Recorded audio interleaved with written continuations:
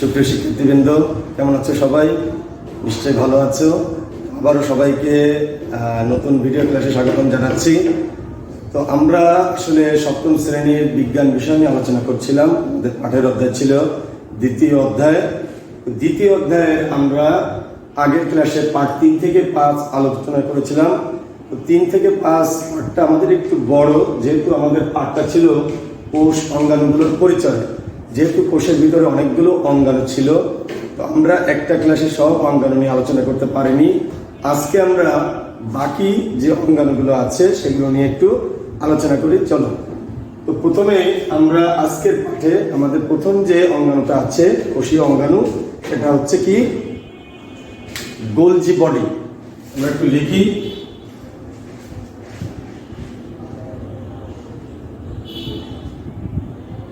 Golgi body. তো Golgi বডিটা আসলে কেমন, আমরা ব্যাখ্যা দেওয়ার আগে একটু বলে নিই। গোলজি বডির ছবিটা তোমাদের কোষের ভিতরে দেওয়া ছিল খুব ছোট করে, যদিও তোমাদের বইতে বড় করে দেওয়া নেই। সেজন্য বোঝার সুবিধার্থে আমি তোমাদেরকে একটু ছবিটা বড় করে বা অন্যভাবে একটু দেখানোর চেষ্টা করি। দেখো, দেখতেই পাচ্ছ, এটা হচ্ছে গোলজি বডি। তো গোলজি বডিটা আসলে এটা পর্দা দিয়ে ঘেরা থাকে, গোলাকার বা সূত্রাকার অথবা সুতার মতন অঙ্গাণু, যা নিউক্লিয়াসের খুব কাছাকাছি থাকে। এই যে দেখছো গোলজি বডি। গোলজি বডির আসলে কি করে, বিভিন্ন ধরনের উৎসেচক, হরমোন, এইগুলো ক্ষরণ করা হচ্ছে মূলত গোলজি বডির কাজ। তো দেখলে গোলজি বডি। এইবার আমরা আমাদের পরবর্তী যে অঙ্গাণুটা সেটা হচ্ছে কি সেন্ট্রিওল। আমরা এটা নিয়ে একটু আলোচনা করি। দেখো লিখি সেন্ট্রিওল।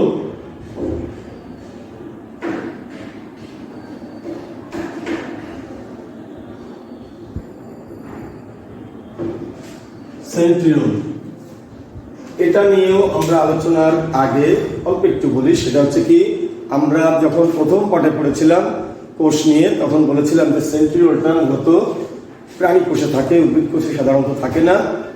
তো সেন্ট্রিওলের ছবিটাও তোমাদের বইতে ভালো করে দেওয়া নেই। এই ছবিটাও আমরা একটু দেখি, তোমরা একটু দেখো ছবিটা ভালো করে। দেখতে পাচ্ছ এটা হচ্ছে সেন্ট্রিওল। তো সেন্ট্রিওল আসলে কোথায় থাকে? সেন্ট্রিওলটা মূলত নিউক্লিয়াসের কাছাকাছি থাকে। এটার গঠন হচ্ছে কি, এটা দেখতে অনেকটা ফাঁপা, নলাকার বা দণ্ডাকার। এটা আগেও বলেছি, এটা হচ্ছে প্রাণী কোষে থাকে। এটা সাধারণত স্বচ্ছ দানাবিহীন সাইটোপ্লাজম দ্বারা বেষ্টিত থাকে বা আবৃত থাকে। যদিও এই সেন্ট্রিওলটা উদ্ভিদ কোষে থাকে না, তবে নিম্ন শ্রেণীর যেসব উদ্ভিদ কোষ আছে, যেমন ছত্রাকে আবার এটা দেখা যায়। আর প্রাণী কোষ যখন বিভাজিত হয় বা বিভাজন হয়, সেই সময় প্রাণী কোষের যে অ্যাস্টার গঠন করে, এটা সেন্ট্রিওল আসলে সেন্ট্রিওল প্রধান কাজই হচ্ছে সেন্ট্রিওলের প্রধান কাজই হচ্ছে প্রাণী কোষ বিভাজনের সময় অ্যাস্টার গঠন করা। এরপরে আমরা যে অঙ্গাণু নিয়ে আলোচনা করব সেটা খুবই গুরুত্বপূর্ণ একটি অঙ্গাণু, সেটার নাম হচ্ছে নিউক্লিয়াস। আমাদের খুব ইম্পর্টেন্ট একটা অংশ, সেটা হচ্ছে কি নিউক্লিয়াস।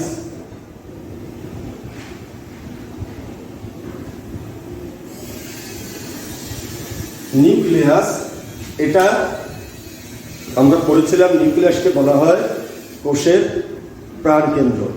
তো তোমাদের বইতে যদি এই ছবিটা একটু বড় করে দেওয়া আছে, আমরা ছবিটাও আঁকবো বর্ণনা দেওয়ার সময়। তার আগে আমরা একটু বলে নিই, সেটা হচ্ছে কি নিউক্লিয়াস হচ্ছে কোষের প্রাণকেন্দ্র।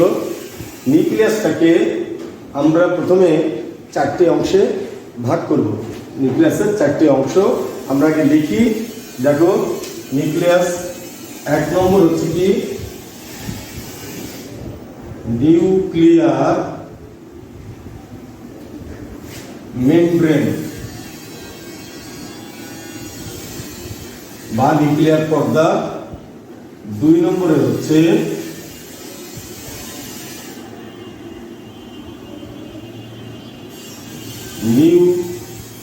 নিউক্লিওলাস। 3 নম্বরে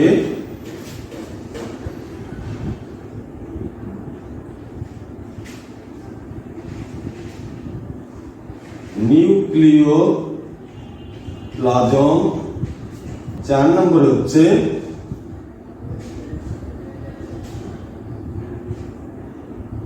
নিউক্লিয় জালিকা বা ক্রোমাটিন তন্তু। তো এখন আমরা এইগুলো একটু পরিচিত হব। আমরা এক এক করে ছবিটা দেখি, ছবিতে আমরা এক এক করে এগুলো মিলাবো এবং এদের কোনটা কেমন কি কাজ এগুলো আমরা জেনে নেব। তো প্রথমে এসো আমরা ছবিটা এক এক করে আঁকি। প্রথমেই দেখো, কোষের ভিতরে আমাদের ছিল যে একটা গোলাকার অঙ্গাণু,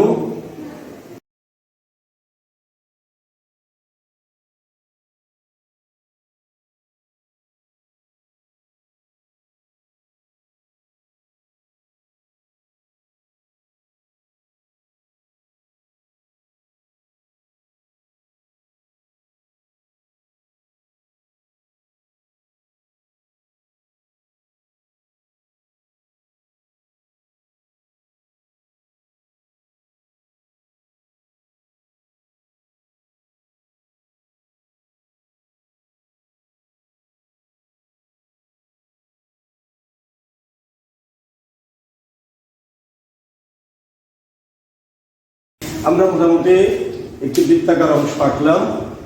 এই যে প্রথমে আমাদের ছিল নিউক্লিয়ার মেমব্রেন, নিউক্লিয়ার মেমব্রেন বা নিউক্লিয়ার পর্দা, সেটা কই? সেটা হচ্ছে এই যে বাইরের যে পর্দাটা দেখতে পাচ্ছ, এটার নামই হচ্ছে নিউক্লিয়ার মেমব্রেন বা নিউক্লিয়ার পর্দা।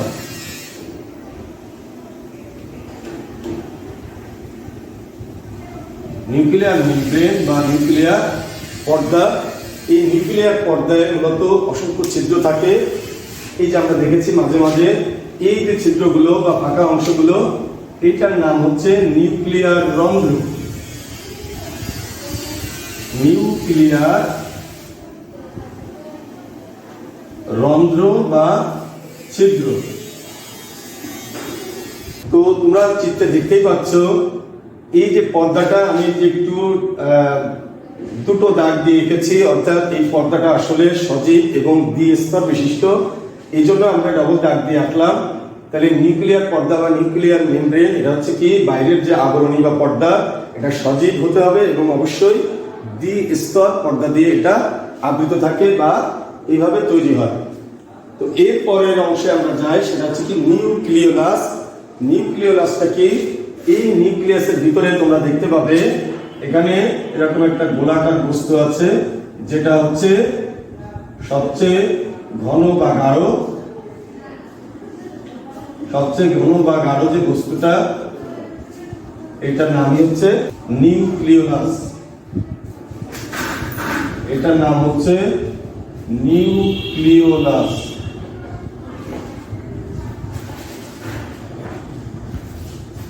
নিউক্লিওলাস, প্রত্যেকটা নিউক্লিয়াসে একটা নিউক্লিওলাস থাকে। তাহলে আমাদের পরের যে অংশটা আছে সেটা হচ্ছে কি নিউক্লিওপ্লাজম। নিউক্লিওপ্লাজম সেটা কোথায় থাকে, কেমন? এই যে তোমরা দেখবা নিউক্লিয়াসের ভিতরে এইভাবে ফোঁটা ফোঁটা দিয়ে বোঝানো আছে সমস্ত নিউক্লিয়াসের ভিতরে, অর্থাৎ নিউক্লিয়ার মেমব্রেন এর ভেতরে এই যে অংশটা, এটা হচ্ছে কেমন অর্ধতরল দানাদার জেলির মতো আঠালো একটা অংশ। এই যে ভিতরের অংশটা, এই অংশটার নামই হচ্ছে নিউক্লিওপ্লাজম। কেমন দানাদার অর্ধতরল জেলির মতো আঠালো এক ধরনের পদার্থ, সেটার নামই হচ্ছে নিউক্লিওপ্লাজম। নিউক্লিওপ্লাজমের কাজ কি? এই নিউক্লিওপ্লাজমের কাজ কি? নিউক্লিওপ্লাজম মূলত নিউক্লিওলাস এবং ক্রোমোজোমের ভিতরে, ক্রোমোজোমটা কি আমরা একটু পরে দেখছি, নিউক্লিওলাস এবং ক্রোমোজোমের মাতৃকা বা ধারক হিসাবে কাজ করে এবং এরা কি করে? জীবের বা নিউক্লিয়াসের জৈবনিক কার্য এরা মূলত সম্পাদন করে। এরপরে আমাদের শেষ যে অংশটা আছে সেটা হচ্ছে কি নিউক্লিয় জালিকা বা ক্রোমাটিন জালিকা। সেটাকে দেখতে পাবে এই যে নিউক্লিওপ্লাজম, এর ভিতরে ভাসমান অবস্থায় এরকম সুতার মতো অনেক জালের মতো ছড়ানো আছে।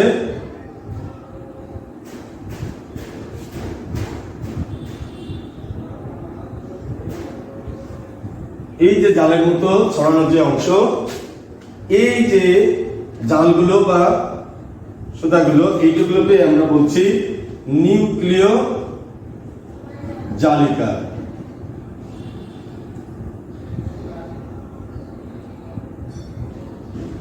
নিউক্লিয় জালিকা। তবে কোষের বিভাজনের সময় এই যে জালিকাগুলো বা এই যে লম্বা যে দীর্ঘ যে অংশগুলো, এগুলো আসলে ছোট ছোট টুকরায় পরিণত হয়ে যায়, ছোট ছোট অংশে। তখন সেই টুকরাগুলোকে আমরা বলি ক্রোমোজোম। তাহলে আজকের ক্লাসে আশা করি তোমরা আমাদের কোষের যে বাকি অঙ্গাণুগুলো ছিল সেগুলো বুঝতে পেরেছো। তাহলে মোটামুটি আমরা কোষের ভিতরে যে, অর্থাৎ এই যে কোষ অঙ্গাণুগুলোর পরিচয়, আমরা কোষের যে অঙ্গাণুগুলো ছিল আমরা গত ক্লাসে এবং আজকের ক্লাস দিয়ে বোঝানোর চেষ্টা করেছি, এবং আশা করি তুমি নিশ্চয়ই বুঝতে পেরেছো। তো একটু লেখাপড়া করো, ভালোভাবে বুঝতে পারবে এবং তোমার সামনে ক্লাসগুলোতে বা পড়ালেখায় আরো বেশি সাহায্য করবে। তো সামনের ক্লাসে আবার ইনশাল্লাহ দেখা হবে। সে পর্যন্ত সবাইকে আল্লাহ হাফেজ।